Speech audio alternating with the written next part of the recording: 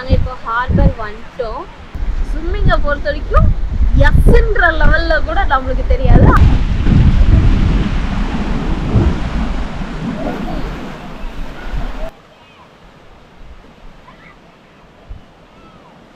இங்கே பார்த்தீங்கன்னா இங்கே கிட்ஸ் எல்லாம் வந்தாங்கன்னா அவங்களுக்குலாம் ரொம்ப என்டர்டெயின்மெண்ட்டாக இருக்கும்.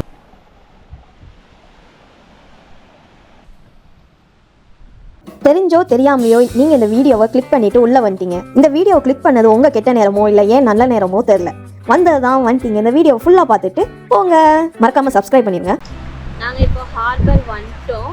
ஆக்சுவலாக இது வந்து வேறு ஒரு இடத்துல போய் பஸ்ஸு விட்டுச்சு. நாங்கள் அங்கேருந்து ஷார்ட்கட்டில் ஒரு ப்ரைவேட் ப்ராப்பர்ட்டி வழியாக வந்துட்டோம். வாங்க இந்த ஹார்பர் எப்படி இருக்குன்றத பார்க்கலாம். இது வரைக்கும் நான் ஹார்பர் போனதில்லை, அது எப்படி இருக்கும் என்னன்ட்டு எனக்கு ஒரு ஐடியாவும் இல்லை. ஸோ வாங்க எப்படி இருக்குன்னு பார்ப்போம். இப்போ பார்த்தீங்கன்னா இந்த ஹார்பர்லேயே ஒரு ஃபோட்டோ எடுக்கிற இடம் மாதிரி வச்சுருக்காங்க. அது கிட்டத்தட்ட நம்ம கடல் ஃபுல்லாக போய் நின்று எடுக்கிற மாதிரி இருக்குது. வாங்க உள்ளே போய் பார்க்கலாம்.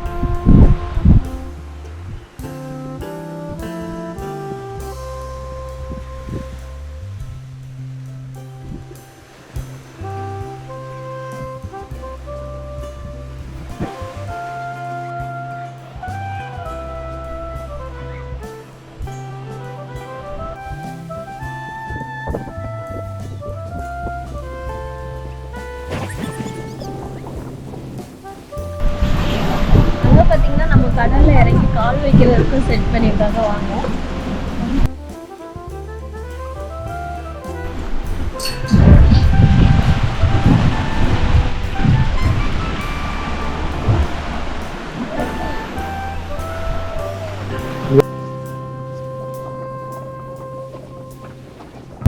இங்க பாருங்க எப்படி வச்சிருக்காங்கன்ட்டு படிக்கட்டு வச்சு வச்சிருக்காங்க. ஆனால் அந்த அளவுக்குலாம் நமக்கு தைரியம் இல்லை. ஸ்விம்மிங்கு சுத்தமாக தெரியாது. ஸ்விம்மிங்கை பொறுத்த வரைக்கும் எஸ்ன்ற லெவலில் கூட நம்மளுக்கு தெரியாது. அங்கே இருக்கும்போது நம்மளுக்கு இருக்கும் சம்மந்தமே கிடையாது.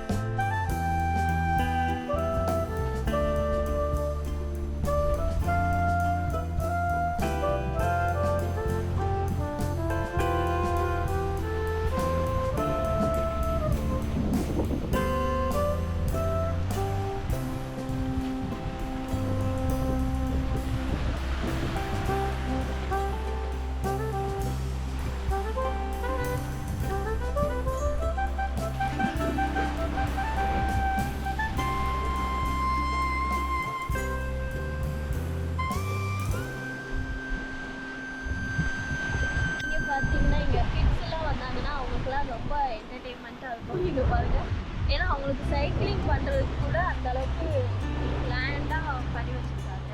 ரோட்ஸ் எல்லாமே கொடுக்கும்.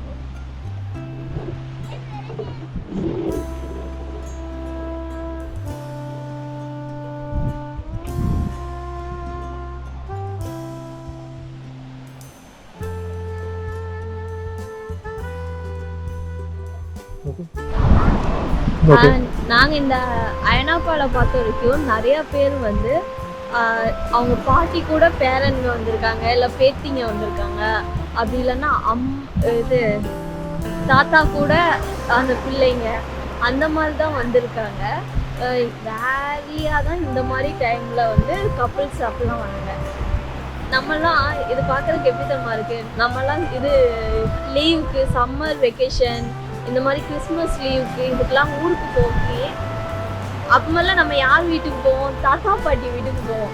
அங்கே போனால் அங்கே ஒரு 4 கிளவிங்க நம்மளை பார்த்துட்டு யாரு நீ ஜெபத்து நீ பேத்தியா அப்படின்ட்டு இப்படி கையை வச்சுட்டு உன்னே சின்ன பிள்ளையில பார்த்தது இப்போ எப்போ வளர்ந்துட்டேன்னு வாழுங்க. அவளுங்க வளர்ந்துட்டேன்னு சொல்லியே நம்ம வளராம போயிட்டோம். என்ன பழக்கணும். அதுக்கு இப்படி கூட கம்மியான ரேட்ல டிக்கெட்டை போட்டு நம்மளை இப்படி அனுப்பியிருக்கலாம் போல. இங்க இங்கே ஹார்பரில் எப்படி இந்த கல்லை வச்சு இந்த இடத்த எப்படி பண்ணியிருக்காங்கன்னு பாருங்க. இந்த கல் ஃபுல்லாக இங்கே லோக்கலில் இந்த இடத்துலேயே கிடைக்கிறது தான். ஒவ்வொரு கலர்லையும் வச்சு இப்படி ஒரு மியூரல் அலை வந்து போகிற மாதிரி இந்த ப்ளூ கலர் வந்து அந்த அலையை ரெப்ரசன்ட் பண்ணுறது. அப்படியே சொல்லலாம். இந்த பக்கம் இது இங்கே பார்த்தீங்கன்னா இங்கே உட்காரதுக்கும் செட் பண்ணியிருக்காங்க. குட்டி குட்டி டைல்ஸ் வச்சு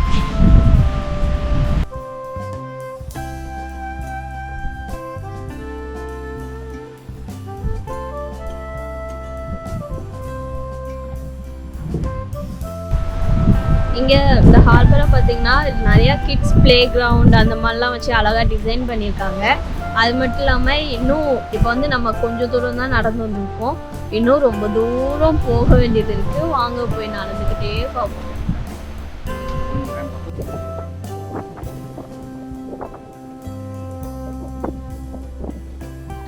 இங்கே பார்த்தீங்களா ஒரு ஒரிஜினல் போட்டையே எப்படி நிப்பாட்டி வச்சுருக்காங்கன்ட்டு. நீங்கள் இந்த போட்டை பார்க்கும்போதே உங்களுக்கு தெரியும் நிறையா க்ரீக்கோட ஃப்ளாக்ஸ் தான் இருக்கும். சைப்ரஸ் அண்ட் க்ரீக்கோட ஃப்ளாக்ஸ் மட்டும்தான் இருக்கும். ஆக்சுவலாக இந்த சைப்ரஸ் பார்த்தீங்கன்னா 3 டிவைட் ஆகிருக்கு. யார் யார் கண்ட்ரோலில் இருக்குன்னா ஒன்று க்ரீக்கு, ஒன்று பிரிட்டன், இன்னொன்று வந்து டர்க்கி. இந்த மாதிரி 3 இதில் டிவைட் ஆகிருக்கு. சதர்ன் சைப்ரஸ் ஃபுல்லாகவுமே க்ரீக், பிரிட்டன் அவங்க கண்ட்ரோலில் இருக்குது.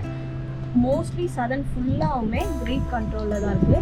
இதில் நடுவில் கொஞ்சம் இடத்த பிரிட்டன் கண்ட்ரோலில் வச்சுருக்காங்க. அதுக்கப்புறம் இதுக்கு மேலே நார்த்து ஃபுல்லாக பார்த்தீங்கன்னா டர்க்கி சைடு அங்கே தான் உண்டு. இப்போ கேஎஃப்சி, மெக்டானல்ட்ஸ் இந்த மாதிரி பிராண்டட் ஐட்டம்ஸ்லாம் இருக்கும் தெரியுமா, பென்ஸு இந்த மாதிரி ஐட்டம்லாம் இங்கே சவுத்தில் மட்டும்தான் இருக்கும், நார்த்தில் இருக்காது. ஏன்னா அவங்களெல்லாம் பொறுத்த வரைக்கும் அது ஒரு கண்ட்ரியாகவே அவங்க எடுத்துக்கல, அக்செப்ட் பண்ணலை. எந்த ஒரு நாடுமே அதை ஒரு நாடாகவே நாங்கள் ஏற்றுக்க மாட்டோம் அப்படின்ற ஒரு இதில் வச்சுருக்காங்க. இதெல்லாம் ஒரு உலக அரசியல்னே சொல்லலாம். நம்மலாம் உள்ளூர் அரசியலை பார்த்து வியந்தோம். இது உலக அரசியல் அதுக்கு மேலே பண்ணுறாங்க. இப்போ பார்த்தீங்கன்னா நம்ம அங்கே ஒரு சின்ன ப்ளே கிரவுண்டு மாதிரி தான் பார்த்தோம் கிட்ஸுக்கு. அங்கே ஒரு நல்ல ஒரு பார்க்கே வச்சுருக்காங்க. அவங்க அதை போய் பார்த்துட்டு போகலாம்.